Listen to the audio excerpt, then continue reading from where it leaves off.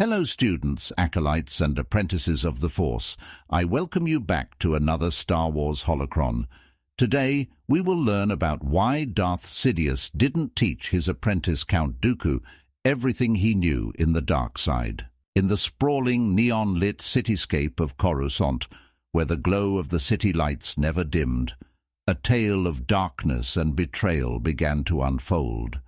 It was here, in the heart of the Galactic Republic, that the seeds of a sinister plot were being sown, a plot that would shake the very foundations of the galaxy. Count Dooku, once a revered Jedi Master, walked the shadowy streets of the Works, an abandoned industrial district on Coruscant. The area, known for its derelict factories and forgotten warehouses, was the perfect cover for activities far removed from the prying eyes of the Jedi Order.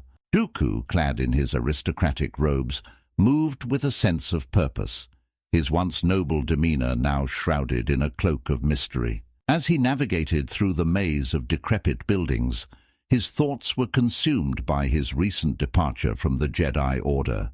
Disillusioned by the corruption within the Republic and the perceived failings of the Jedi, Dooku had found a new path, one that promised to restore balance to the galaxy, but at a great cost. He arrived at a nondescript building, its exterior as unremarkable as the countless others in the Works.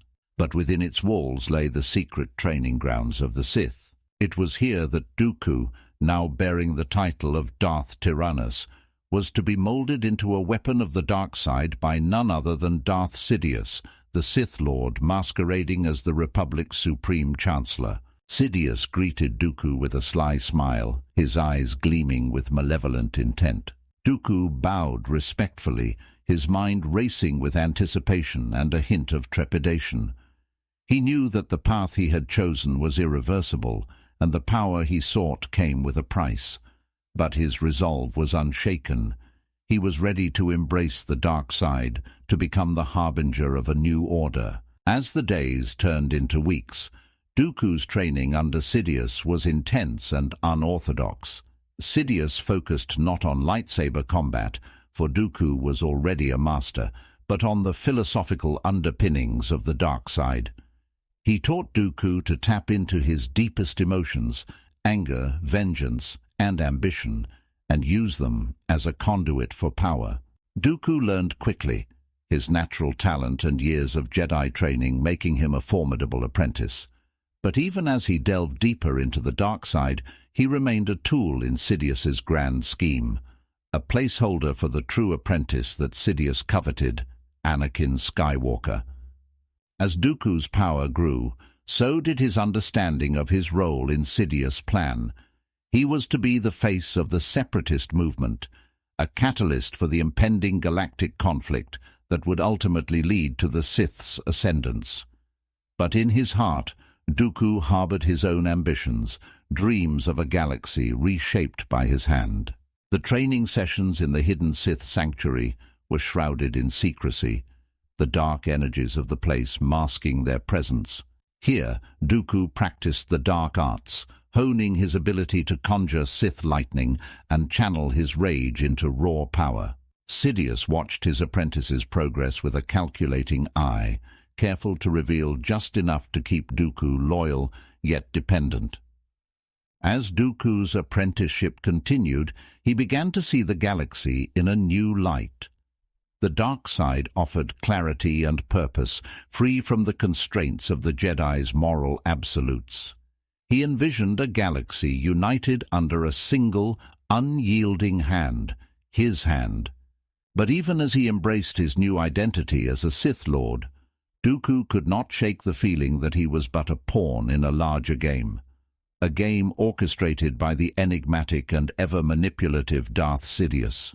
The realization that he was expendable in the grand scheme of things was a bitter pill to swallow, but Dooku was determined to carve his own destiny, to leave an indelible mark on the galaxy, regardless of Sidious's plans. Dooku, now fully entrenched in his role as the leader of the separatist movement, was a figure of power and influence. His charismatic speeches and strategic acumen had rallied countless systems to his cause, setting the stage for the conflict that would tear the galaxy apart.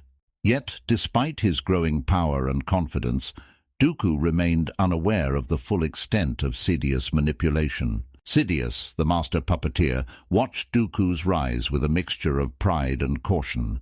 He had chosen Dooku for his strength, intelligence, and deep-seated disillusionment with the Jedi Order. But Sidious was all too aware of the dangers of a powerful apprentice.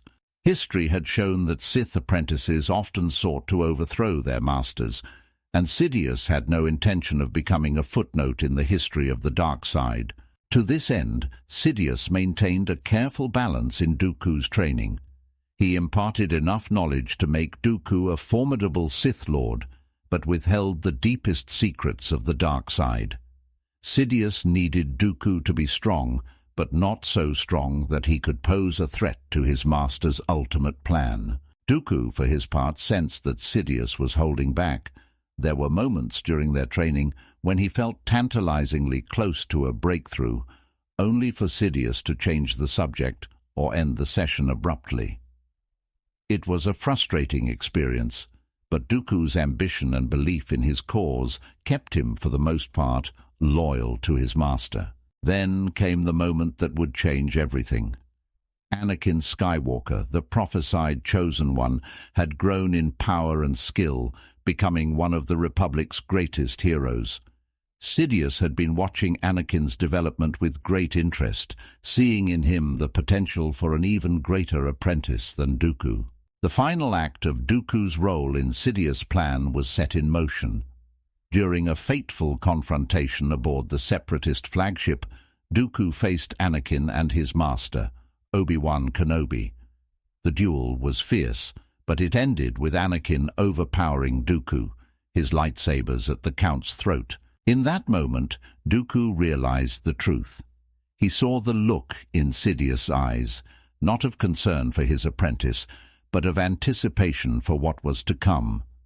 With a heavy heart and a sense of betrayal, Dooku understood that he had been nothing more than a placeholder, a stepping stone for Anakin Skywalker's ascension to the dark side. Sidious' voice, cold and commanding, broke the silence.